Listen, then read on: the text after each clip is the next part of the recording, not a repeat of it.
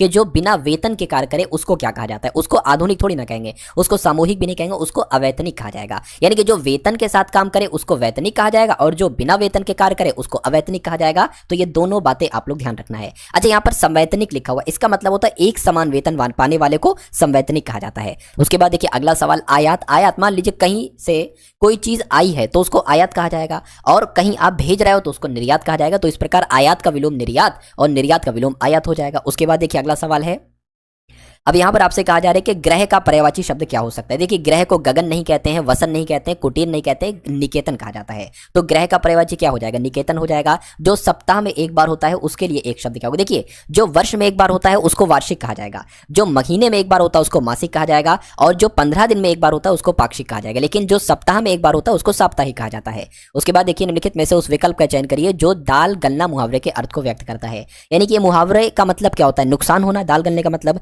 युक्ति सफल होना, दाल गलना मतलब काम बन जाना, है ना। तो मैं कहूंगा साथियों युक्ति सफल होना, यानी कि आंसर आपका अगर ऑप्शन नंबर बी है तो बिल्कुल करेक्ट है। उसके बाद देखिए ये सवाल आपसे बहुत बार पूछा जाता है और ये इंपॉर्टेंट क्वेश्चन भी है। शाश्वत का आपसे विलोम पूछा जाता है, क्या होगा। देखिए अनंत का विलोम अंत होता है, अनादि का विलोम साथियों आदि होता है, लेकिन अगर शाश्वत के विलोम की अगर हम बात करें तो नश्वर होता है। तो जिनका भी आंसर ए था तो बिल्कुल सही। वर्तनी वाले शब्द का चयन आपको यहां पर करना है कि बाढ़ पीड़ित कैसे लिखा जाता है। देखिए ये गलत है ना, ये भी गलत है। मैं कहूंगा बाढ़ पीड़ित जैसे ऑप्शन नंबर सी में लिखा हुआ है बिल्कुल ऐसे लिखा जाता है। उसके बाद देखिए अगला सवाल है, देश को से बचना चाहिए, यानी कि देश को अतिथियों से बचना चाहिए, सज्जनों से बचना चाहिए, हरिश्चंद्रों से बचना चाहिए या जयचंदों से बचना चाहिए। तो खाली जगह में कौन सा शब्द आएगा, जयचंद शब्द आएगा, यानी कि देश को जयचंदों से बचना चाहिए। सही वर्तनी वाले शब्द का चयन कीजिए। आपसे पूछा जा रहा है कि प्रेमातुर कैसे लिखा जाता है, ऐसे ऐसे ऐसे या ऐसे। तो मैं कहूंगा जैसे ऑप्शन नंबर ए में लिखा हुआ है ऐसे लिखा जाता है। और ये डिक्टो सवाल आपसे पूछा जाएगा, दिए गए शब्द का पर्यायवाची आपसे पूछा जा रहा है, आपको बताना है कि वैर का पर्यायवाची क्या होता है। वैर का पर्यायवाची लड़ाई होता है या सातु विद्वेष होता है, विद्रोह होता है, झगड़ा होता है। तो मैं कहूंगा विद्वेष शब्द का मतलब क्या होता है, कहीं ना कहीं वैर होता है। यानी कि राइट आंसर आपका जो बनेगा वो ऑप्शन नंबर क्या बनेगा, सातु बी बनेगा। ठीक है ना, चलिए उसके बाद देखिए गांठ बांधना, इस मुहावरे का मतलब एक बार मुझे बता दीजिए। क्या इसका मतलब होता है गांठ दिखने पर स्मरण होना नहीं, गांठ में पैसे बांधना नहीं, अच्छी तरह याद। बिल्कुल कहते नहीं है, बड़े बूढ़े कहते हैं मेरी इस बात को गांठ बांध दो, यानी कि अच्छी तरह इसको याद कर लो मेरी इस बात को। उसके बाद देखिए सही वर्तनी वाले आयुष्मान, आपको बताना है कैसे लिखा होता है। जगह जगह पर लिखा होता होगा आयुष्मान, है ना। तो आयुष्मान कार्ड वगैरह जो होता है उसमें आयुष्मान की जो वर्तनी कैसे लिखी जाती है, ऐसे ऐसे ऐसे ऐसे। तो अगर आपका जवाब ऑप्शन नंबर ए है तो बिल्कुल करेक्ट होगा। आपसे यहाँ पर कहा जा रहा है कि आदि शब्द का पर्यायवाची बता दीजिए क्या हो सकता है। तो आदि का पर्यायवाची इसमें से अभ्यस्त हो जाएगा, राइट आंसर आपका सी होगा। निम्नलिखित में से उस विकल्प का चयन करिए जो गुड़ गोबर कर देना मुहावरे का अर्थ। यानी कि गुड़ गोबर कर देने का मतलब क्या होता है साथियों, गुड़ और गोबर को मिला देना नहीं, गुड़ को गोबर में बदलना नहीं, काम सुधार देना नहीं साथियों, काम बिगाड़ देने को कहा जाता है। भाई ये तो तुमने सारा गुड़ गोबर कर दिया। राइट आंसर जो लोग ऑप्शन नंबर डी के साथ हैं तो बिल्कुल सही है। जो वर्ष में एक बार होता है, मैंने आपको अभी बताया था, जो वर्ष में एक बार होता है उसको वार्षिक कहा जाता है ना। आंसर आपका जाएगा ऑप्शन नंबर बी के साथ। दैनिक किसे कहते हैं, जो दिन में एक बार होता है उसको दैनिक कहा जाएगा, और जो पक्ष में एक बार होता है उसको पाक्षिक कहा जाता है। सही वर्तनी वाले शब्द का चयन कीजिए। आपको बताना है कि पीकदान कैसे लिखा जाता है। ये पिकदान लिखा हुआ है, ये पीकदान लिखा हुआ है। पीकदान की अगर बात करें जैसे ऑप्शन नंबर सी में लिखा हुआ है, ये बिल्कुल सही है। अगला सवाल देखिए, आपसे कह रहे हैं कि रुधिर का साथियों पर्यायवाची बता दीजिए क्या हो सकता है। तो रुधिर को हम लोग क्या कहते हैं साथियों, रक्त तो कहते हैं। रुधिर को क्या कहा जाता है, रक्त कहा जाता है। आंसर आपका ऑप्शन नंबर सी होगा। उसके बाद देखिए आपसे कहा जा रहा है कि चाकू से फल काट दो, यानी कि यहां पर खाली जगह है, चाकू से फल खिला दो, धो दो, फाड़ दो। क्या होना चाहिए, चाकू से फल काट दो, ये होना चाहिए। उसके बाद देखिए साथियों निरामिष शब्द का विलोम आपसे पूछा जा रहा है। ये भी सवाल आपके लिए बहुत इंपॉर्टेंट है, निरामिष शब्द का विलोम। तो निरामिष देखिए विष की अगर बात करें, विष का विलोम क्या होता है, अमृत होता है विष का विलोम। आवेश का विलोम क्या होता है, अनावेश होता है। और अगर निरामिष की बात हम करें तो निरामिष का विलोम साथियों सामिष होता है। राइट आंसर आपका ऑप्शन नंबर बी हो। गुप्त का विलोम एक बार मुझे बता दीजिए। देखिए प्रसार का विलोम अगर आपसे पूछे तो आपको संकोच बताना है। प्रसार का विलोम संकोच हो जाएगा। और प्रच्छन्न की अगर बात करें, प्रच्छन्न का विलोम साथियों प्रत्यक्ष हो जाएगा। लेकिन गुप्त का विलोम अगर आपसे पूछे तो प्रकट आपको बताना है। अगला सवाल, मानव विकास सूचकांक का मुख्य लक्ष्य क्या है। तो व्यक्तियों के समग्र कल्याण और जीवन की गुणवत्ता का आकलन करना, तकनीकी प्रगति पर नजर रखना, पर्यावरणीय स्थिरता का मूल्यांकन करना, या आर्थिक प्रदर्शन को मापना। मैं कहूँगा समान विकास सूचकांक का जो मुख्य लक्ष्य है वो व्यक्तियों के समग्र कल्याण और जीवन की गुणवत्ता का आकलन करना है। भारतीय प्रतिभूति और विनिमय बोर्ड की स्थापना किस वर्ष की गई थी। तो आपको ये ध्यान रखना है 1992 में ही भारतीय प्रतिभूति और विनिमय बोर्ड की स्थापना की गई थी। अगला देखिए, यानी कि योगक्षेम वहमहम किसका आदर्श वाक्य है। तो ये साथियों भारतीय जीवन बीमा निगम का एक आदर्श वाक्य है, आपको ध्यान रखना है साथियों। राइट आंसर आपका जो जाएगा वो ऑप्शन नंबर बी के साथ जाएगा, योगक्षेम वहमहम, है ना। उसके बाद देखिए अगला सवाल, आपसे कहा जा रहा है कि पुरानी मुद्रा को समाप्त करके उसके स्थान पर नई मुद्रा जारी करने की कार्यवाही को क्या कहा जाता है? इसको ही कहा जाता है नोटबंदी, डेमोनेटाइजेशन इसको कहा जाता है, इसको ही विमुद्रीकरण कहा जाता है। उसके बाद देखिए स्वतंत्र भारत में उत्तर प्रदेश के पहले पुलिस महानिरीक्षक कौन बने थे, जिसे तत्समय उत्तर पश्चिम प्रांत और अवध के नाम से जाना जाता था? तो क्या आपका जवाब होगा बी एन लाहिड़ी? आपके सवाल का बिल्कुल सही जवाब हो जाएगा। अच्छा और इंपॉर्टेंट क्वेश्चन है, आपको ध्यान रखना है। उसके बाद देखिए कहा जा रहा है कि किस वर्ष संयुक्त राष्ट्र महासभा द्वारा मानव अधिकारों की सार्वभौमिक घोषणा को अपनाया गया, जिसे अंतर्राष्ट्रीय मानव अधिकार आंदोलन को आवश्यक प्रोत्साहन मिला? तो कब ऐसा हुआ? 1948 में ऐसा हुआ, यानी कि 1948 में संयुक्त राष्ट्र महासभा द्वारा मानव अधिकारों की सार्वभौमिक घोषणा को अपनाया गया, जिसे अंतर्राष्ट्रीय मानव अधिकार आंदोलन को आवश्यक प्रोत्साहन मिला। ये बात आपको ध्यान रखना है।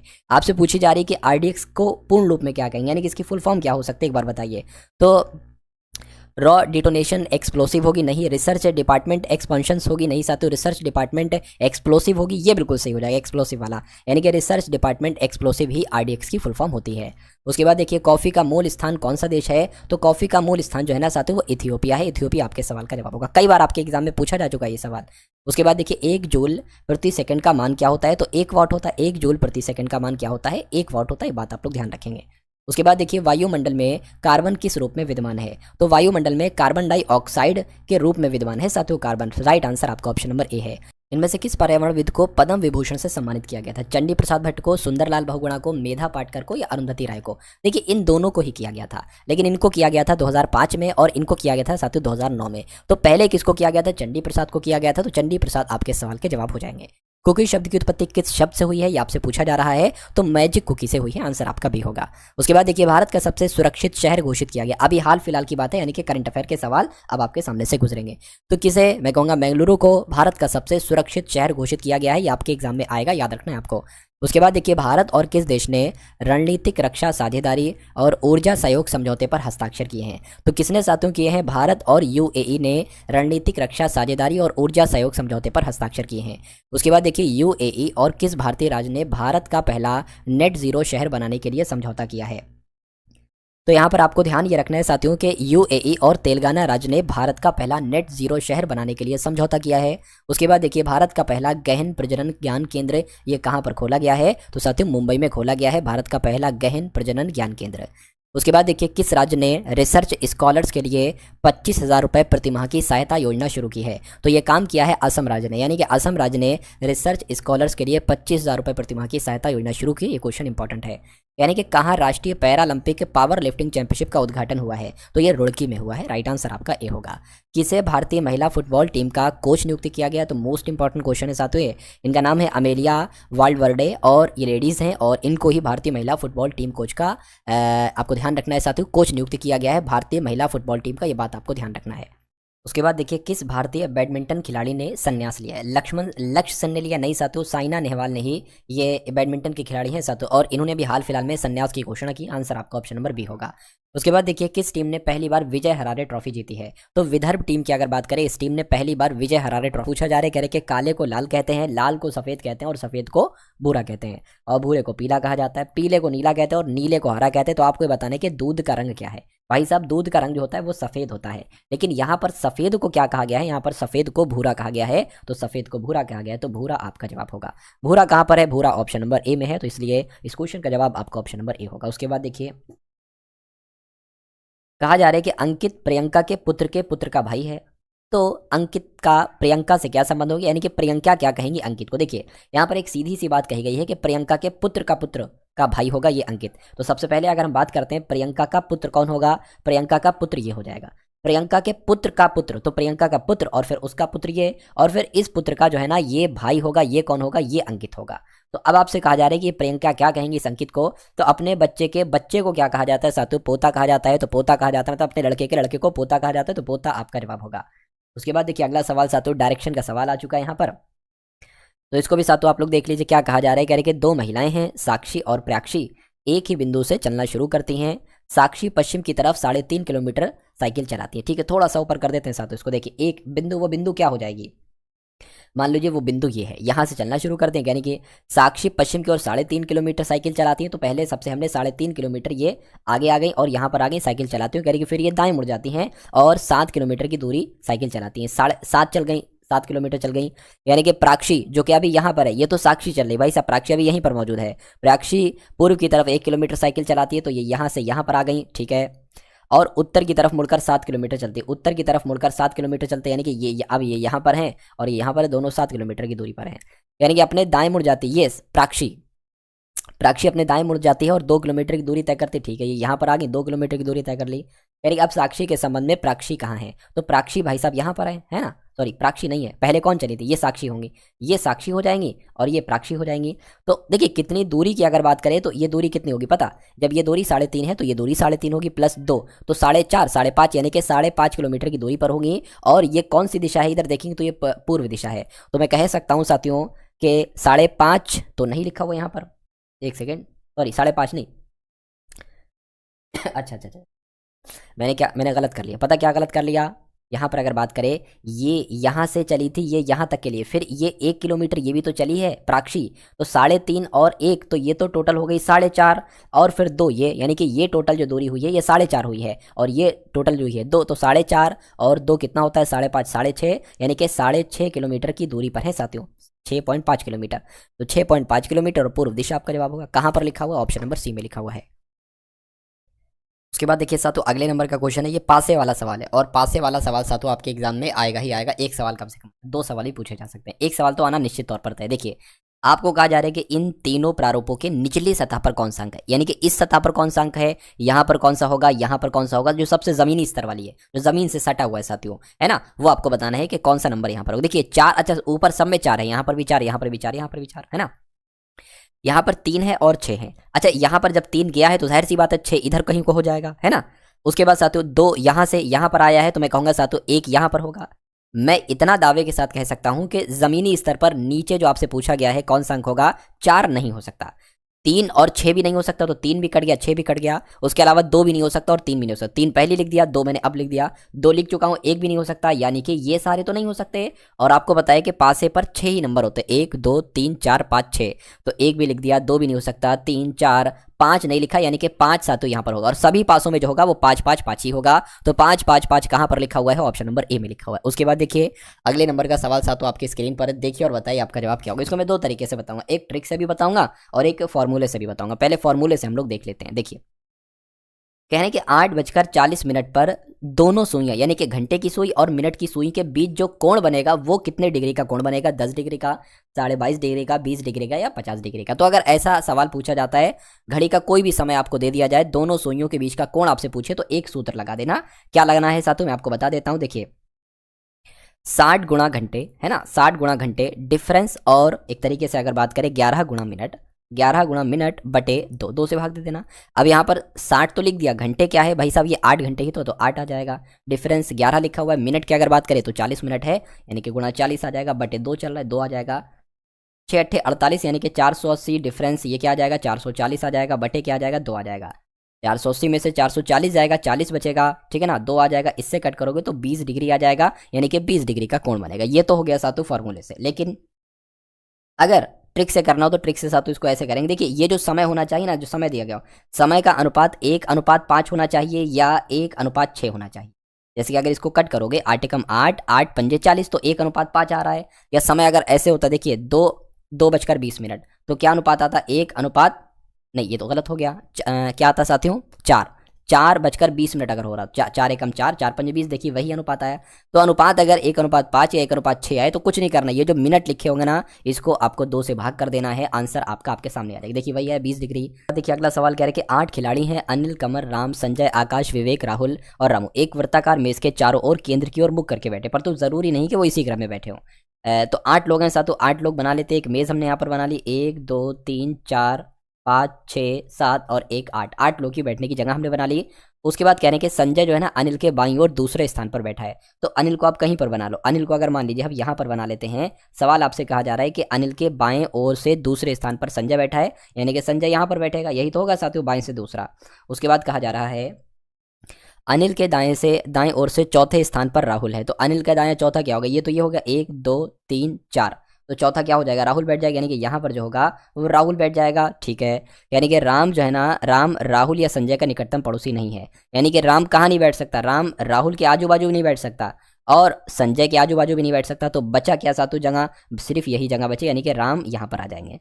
यानी कि आकाश राम के दाईं ओर से दूसरे स्थान पर है, तो आकाश की अगर हम बात करें राम के दाईं ओर से दूसरे स्थान पर एक सेकेंड, राम के दाईं ओर से दूसरे स्थान पर कैसे हो सकता है साथियों, है ना। चलिए कोई दिक्कत नहीं, अभी देखते हैं, मैं इसको देखता हूँ। यानी कि कमल विवेक के दाईं ओर से दूसरे स्थान पर, कमल जो है ना ये विवेक के, कमल विवेक के दाईं ओर से दूसरे स्थान पर। देखिए अगर हम विवेक को यहाँ पर बैठा ले तो फिर यहाँ पर हो जाएंगे कमल, नहीं तो अगर विवेक को हम यहाँ पर बैठाते, विवेक की अगर बात करें हम यहाँ पर बैठा लें तो विवेक के दाईं ओर दूसरे स्थान पर कमल, यानी कि कमल साहब जो है वो यहाँ पर आपके बैठ जाएंगे। इतनी बात क्लियर है, ठीक है।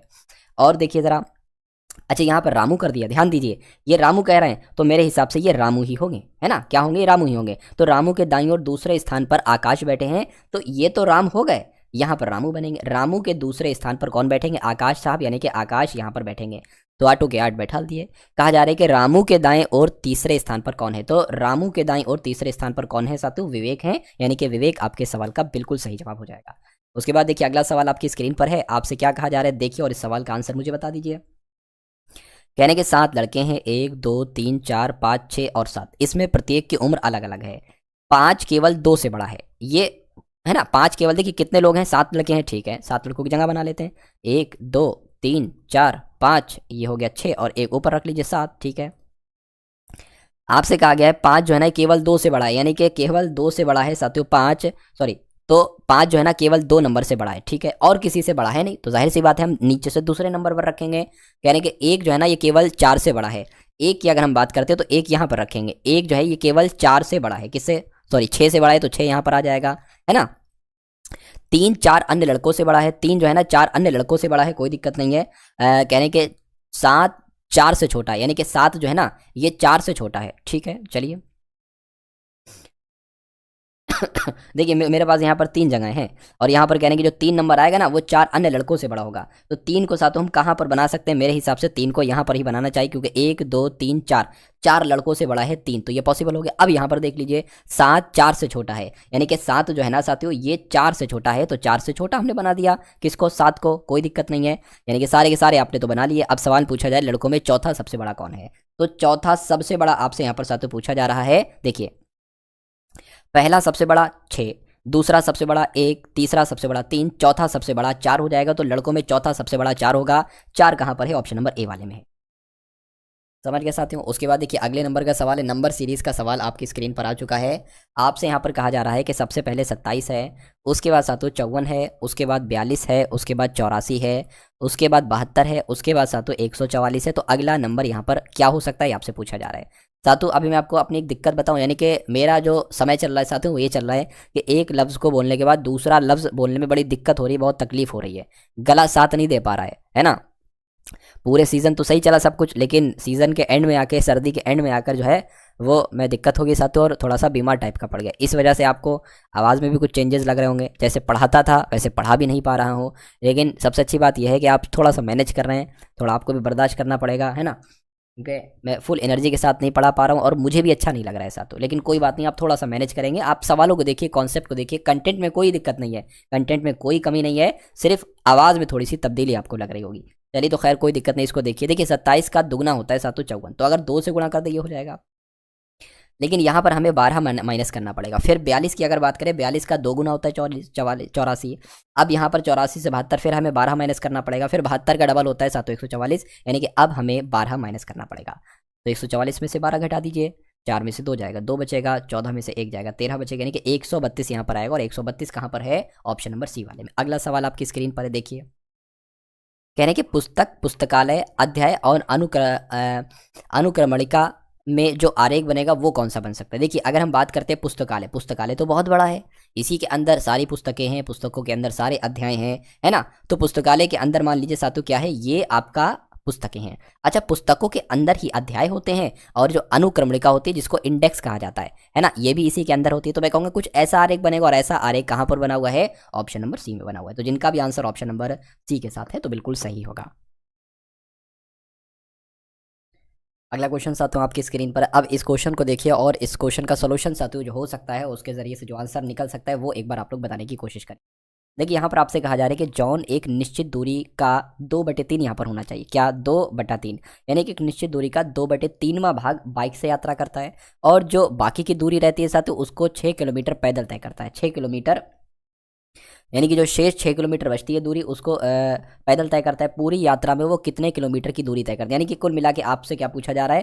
कुल मिला के आपसे साथियों दूरी पूछा जा रहा है। तो मैं कह सकता हूँ कि वो दूरी हम कितनी मान लेते हैं? वो दूरी हम x किलोमीटर की मान लेते हैं। कितनी? ये आपको थोड़ा सही लग रहा है? x के m तो नहीं लग रहा है? चलिए, उस दूरी की अगर हम बात करते हैं साथों, उसको हम क्या मान लेते हैं? उसको हम साथों x किलोमीटर की दूरी यहाँ पर मान लेते हैं। अब यहाँ पर अगर बात करें, अब मुझे ये बताइए कि अगर 2/3 दूरी है ना, अगर ये टोटल x दूरी है, अगर हम टोटल में से 2/3 दूरी को घटा देंगे तो हमें शेष दूरी पता चल जाएगी। और शेष दूरी यहाँ पर कितनी दे रखी है? 6 किलोमीटर की दे रखी है। तो देखिए, पहले x में से ये वाली दूरी निकालिए तो 3x हो जाएगा, है ना। अच्छा, ये भी यहाँ पर भी x है क्योंकि है तो ये इसी का ही भाग भाग तो 3x हो गया आपका, माइनस 2x हो जाएगा, बटे आपका 3 हो जाएगा। 3 में से 2 जाएगा तो 1 ही बचेगा, यानी कि x/3 यहाँ पर साथियों आ जाएगा। तो ये क्या निकली है? ये शेष दूरी निकली है। और यहाँ पर शेष दूरी 6 किलोमीटर आपको बताई जा रही है, यानी कि x/3 की वैल्यू 6 है। तो x बराबर क्या हो जाएगा? 3 की गुणा 6 से, यानी कि 18, यानी कि कुल दूरी जो निकल कर आई है वो 18 किलोमीटर की निकल कर आई है ना। तो हमने दूरी मान ली थी x हमने निकाल दिया, 18 किलोमीटर आपके इस क्वेश्चन का बिल्कुल सही जवाब हो जाएगा। उसके बाद देखिए, यानी कि यदि साधारण ब्याज के अंतर्गत 3,000 रुपए की राशि 2 वर्ष में 3600 हो जाती है, मूलधन दे रखा है और मिश्रधन दे रखा है, तो साधारण ब्याज बहुत आराम से निकाल सकते हैं। साधारण ब्याज होता है मिश्रधन माइनस मूलधन। तो साधारण ब्याज क्या निकलेगा साथियों? 3600 में से 3,000 को निकालिए, है ना। कितना निकलेगा? साधारण ब्याज आपका 600 रुपये निकलेगा, ठीक है। उसके अलावा आपको साथियों 2 वर्ष, यानी कि समय कितना दे रखा है? 2 वर्ष का दे रखा है। आपको दर निकालनी है यहाँ पर, और दर कैसे निकालते हैं? दर का सूत्र क्या होता है? साधारण ब्याज गुणा 100 अपॉन में p इंटू टी। तो साधारण ब्याज कितना है? 600 है, गुणा 100 आ जाएगा। p कितना है साथियों? 3,000 है, यानी कि मूलधन 3,000 है, समय 2 वर्ष है। इसको कैलकुलेट कर लीजिए, इन 3 जीरो से ये 3 जीरो कैंसिल हो जाएंगे। इस 3 से कट होगा, यहाँ पर आ जाएगा कितना आ जाएगा? 3 दूना 6, यानी कि 20 आ जाएगा। 2 से कट होगा तो 10 आ जाएगा, यानी कि दर बराबर कितनी निकली साथियों? 10% निकली। और 10% कहाँ पर लिखा हुआ है? ऑप्शन नंबर डी में लिखा हुआ है। उसके बाद देखिए, अगला सवाल आपकी स्क्रीन पर है। देखिए साथियों, इस सवाल को और बताइए आपका जवाब क्या हो सकता है। आपसे यहाँ पर कहा जा रहा है, एक दुकानदार 20% की आरंभिक छूट देने के बाद रेडियो पर 12% की अतिरिक्त छूट देता है, यानी कि पहले 20% की देता है, उसके बाद 12% की देता है। यदि रेडियो का अंतिम विक्रय मूल्य, अंतिम मतलब छूट देने के बाद विक्रय मूल्य जो उसको बेचता है वो 704 रुपये में बेचता है, तो अंकित मूल्य कितना होगा? मान लेते हैं अंकित मूल्य x होगा। तो इस अंकित मूल्य पर पहले 20% की छूट दी गई, यानी कि इसको 80% में बेचा गया। उसके बाद 12% की छूट दी गई, यानी कि इसको 88% में बेचा गया। और दोनों छूटें देने के बाद ये वस्तु 704 रुपये में बेची गई। तो आपसे यहाँ पर कहा जा रहा है कि अंतिम विक्रय मूल्य तो ये 704 है, अंकित मूल्य क्या होगा? यानी कि x की वैल्यू आपसे पूछी जा रही है। देखिए, 20 चौक और 20 पंजे हो जाएगा, 4 से कट होगा, ये आपका 25 हो जाएगा। x बराबर कितना आ जाएगा? 704, ये 25 गुणा 5 कहाँ पर आ जाएगा? यहाँ पर आ जाएगा, ठीक है, कोई दिक्कत नहीं। बटे क्या आ जाएगा? बटे आपका 88 आ जाएगा, है ना। अब ये 11 से कट होगा, 11 अट्ठे 88, 11 छंग 66, 11 चौक 44, अट्ठो अट्ठो कितना हो जाएगा? 64 हो जाएगा। 25 पंजे 125 और गुणा 8, इसकी गुणा करा लीजिए, 8 पंजे 40 हो जाएगा, 8 दूना 16, 8 एकम 8, यानी कि 1000 आ जाएगा कुल मिला के। तो x कितना आया है? 1000 आया है, यानी कि अंकित मूल्य कितना होगा साथियों? 1000 होगा, और 1000 आपके सवाल का बिल्कुल सही जवाब हो जाएगा। अगला देखिए साथियों, एक रेलगाड़ी, है ना, इसी खंबे को 90 किलोमीटर प्रति घंटे की गति से 20 सेकंड में पार करती है, तो रेलगाड़ी की लंबाई बताइए मीटर में कितनी होगी। देखिए, बहुत आसान सी अगर बात करें, यानी कि यहाँ पर चाल जो दे रखी है वो कितने की दे रखी है साथियों? 90 किलोमीटर प्रति घंटे की यहाँ पर चाल दे रखी है, या गति दे रखी है, बात एक ही है। समय की जब हम बात करते हैं, यहाँ पर समय साथियों आपका 20 सेकंड का यहाँ पर समय दे रखा है, ठीक है। चलिए, तो अब अगर बात करते हैं साथियों, आपसे क्या पूछी जा रही है? रेलगाड़ी की लंबाई पूछी जा रही है। तो रेलगाड़ी की लंबाई की जब हम बात करते हैं तो हमें क्या क्या चीज़ें चाहिए होनी चाहिए? एक तो चाल गुणा समय चाहिए होना चाहिए। मीटर में चीज़ें दे रखी हैं, लेकिन ये किलोमीटर प्रति घंटे में है ना। तो इसको साथियों आप क्या करिए? मीटर प्रति सेकंड में बदलिए। 90 किलोमीटर को तो बदलेंगे कैसे? 5/18 से गुणा करें, 18 पंजे 90, 5 पंजे 25। तो ये चाल आ गई, और समय कितना है? 20 सेकंड का समय। तो लंबाई कितनी निकलेगी? 25 दूना 50, यानी कि 500 मीटर की लंबाई निकलेगी। किसकी? रेलगाड़ी की लंबाई 500 मीटर होगी, और ये ऑप्शन नंबर ए में लिखा हुआ है। उसके बाद देखिए अगला सवाल, अंतिम सवाल है साथियों ये, यानी कि 69 में एक वस्तु को बेचने पर 8% की हानि होती है। यदि इसे 78 रुपये में बेचा जाए तो क्या लाभ होगा या हानि होगी? बताइए जरा। देखिए, 8% की हानि हो रही है, यानी कि इसको 92% में बेचा जा रहा होगा। तो जब 92% में बेचा जा रहा है तो वो 69 रुपये की बेची जा रही है ना। यानी कि 78 रुपये में बेची जाए तो क्या होगा? तो देखिए, 69 रुपये में बेची जा रही है तो 92% में जा रही है। तो अगर 92/69 कर देंगे तो यहाँ पर क्या बचेगा, सिर्फ 1 बचेगा। यानी कि अगर 1 रुपये में बेची जाए तो 92/69 आ रहा है, लेकिन कह रहे हैं कि 78 रुपये में बेची जाए तो इसकी 78 से गुणा करिए, तो फिर इसकी भी 78 से गुणा करिए, आपको पता चल जाएगा 78 रुपये में बेची जाए तो वो कितने प्रतिशत में बिकेगी। एक बार इसको आप कैलकुलेट करके मुझे बता दीजिए, ठीक है ना। चलिए देखिए 3 से कट करें साथियों, 3 दूना 6, 3 छंग 18, 3 दूना 6, 3 तिया 9 हो जाएगा, है ना। तो इसको कट करा लीजिए साथियों। देखिए 23 की अगर बात करें, अगर हम इसको भाग करते हैं साथियों 92 से, तो मेरे हिसाब से 23 चौक होते हैं साथियों 92, है ना। 23 चौक 92, 26 की 4 से कराओगे तो 104 आ जाएगा। यानी कि जब इसको 78 रुपये में दिया जाता है तो ये 104% में जाकर बिकती है। तो भाई साहब 100% की वो चीज़ लाया था, 104% की बिक रही है, यानी कि 4% का प्रॉफिट हो रहा है। तो 4% का लाभ हो रहा है, ऐसा कहाँ पर लिखा हुआ है, ऐसा आपका ऑप्शन नंबर। दोस्तों ये वीडियो आप लोगों को कैसे लगी कमेंट बॉक्स में ज़रूर बताएं। अगर वीडियो अच्छी लगे तो वीडियो को लाइक करें और चैनल पे नए हैं तो चैनल को सब्सक्राइब करें।